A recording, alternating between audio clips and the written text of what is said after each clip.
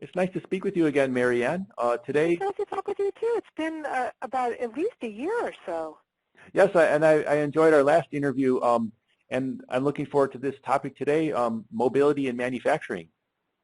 Well, thank you very much.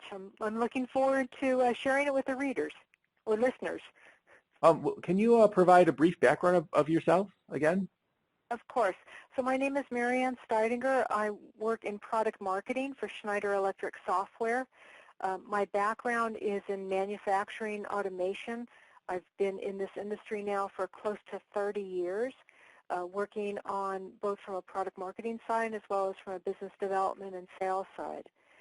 So my career has been really focused on working with solutions, both software and hardware, and bringing those to manufacturers to help them improve their operations.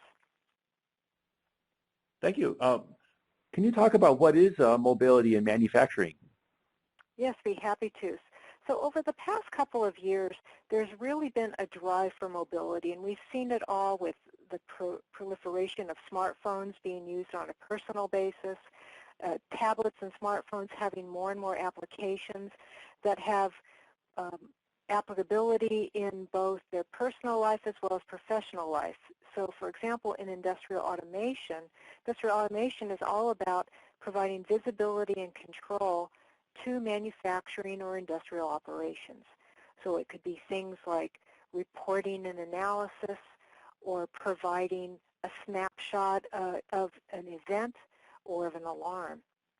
So as the proliferation of mobile devices has become part of an everyday use in a person's personal life, it's now started to spill over into industrial automation. So the first applications that we saw for using mobility were in a couple of different ways.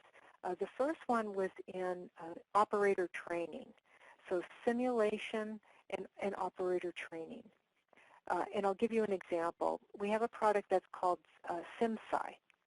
And what they do is they create industrial software for mostly oil and gas or chemical companies.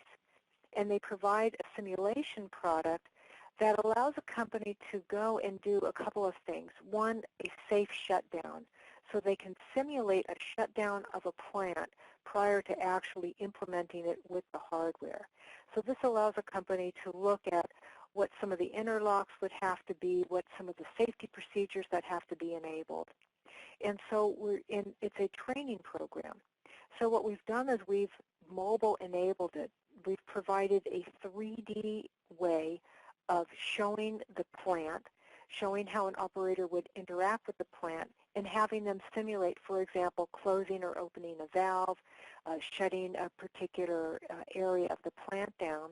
And we're using mobile technology in order to have them stand in the plant and have this simulated experience around them where an instructor could tell them, okay, now shut this valve, and instead of doing a physical shutdown of the valve, they would use their tablet or their mobile phone instead.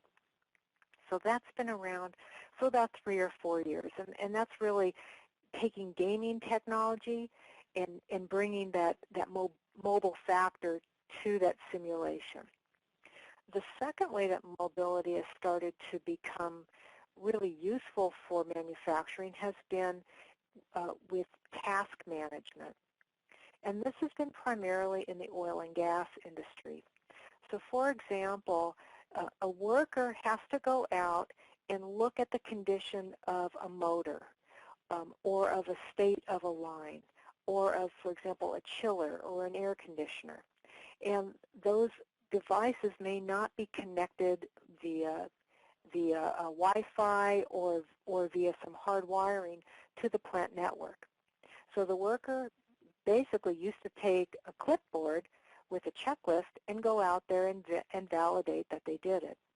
The problem with checklists is that they're prone to errors. They're prone to not perhaps capturing the true state of the piece of equipment. You can't add context to it. So for example, adding a picture or adding commentary to the state of this device. So what's happened is there are products, and again, Wonderware has a product that's called IntelliTrack, and it allows a worker to take a mobile device, and on that mobile device is basically loaded their tasks, what routines and what activities they are expected to do when they're making their rounds within the plant. So this mobility application then allows them to not only confirm that they've done the activity, but it allows them to add richer information to the task. So for example, capturing a picture, adding captions, adding notes, adding other activities that had to occur as a result of doing that one action. So the mobility has really enabled these workers in a refinery to, number one, not be tethered to their desk anymore, but number two, provide a more complete and accurate view of what's occurring in the plant operations. The third major, did you want to ask something, Dustin? Oh, no, sorry. My last question was if you had any recommendations for how to get started with mobility in manufacturing, but I think I cut you off. You were saying there was a third point? Right, there's a third point, and that would be is that there's now mobility that's being used for reporting and analysis. So, for example, a company has a data historian, and a data historian is basically, think of it as a SQL Server database or a database that's optimized for real-time data acquisition and storage. So it can capture information such as a temperature reading or a state, it's on, it's off, and it's time-stamped data. So plants use data historians. They can capture millions of points of data, and a plant will use it in order to analyze their current operations and also be able to look backward and see if there's any trends either up or down that could affect current or future performance.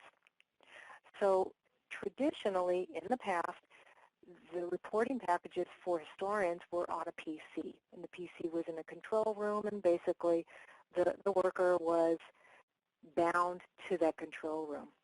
Over the past couple of years, there has been mobile reporting. So for example, Wonderware has a product that's called Smart Glance, and it allows you to take historian data, bring it up to a cloud-based server, and then they can report and view basically the activities and actions and events on either a smartphone or a tablet. So what this allows workers to do is, first of all, they can access it anywhere. So they don't have to be physically in the plant in order to see if there's a potential shutdown or if there's a potential out of norm operation occurring. So mobility in manufacturing, or really in industry, allows companies to enable their workers to be much more productive because they can be at the site, they can have the information there. It could be work instructions, it could be reports or analysis, so you get a much quicker turnover of action and then reaction. And then I'll ask for my final question is, do you have any recommendations for anyone that wants to get started with mobility in manufacturing? Sure. What I would say is look at the reports and the analysis that you do now and see what might make sense for you to try, perhaps starting with something easy and less expensive like mobile reporting on a phone. A lot of the vendors, besides Schneider Electric, have mobile reporting on phones, and they're fairly inexpensive, like a couple of $100 per person per month. So you can very quickly upload your data and start to get real-time analysis on your smartphone. If that works, then you can consider perhaps putting it into a certain area of your plant or a certain site. The other thing would be is to look at how you're doing training right now. Would it make sense to have that richer user environment? So there's a number of ways of being able to kind of iteratively start with mobility, and then you can expand from there. And thank you, Maryanne, for sharing today. Thank you very much, Dustin. Always pleased to provide some more information.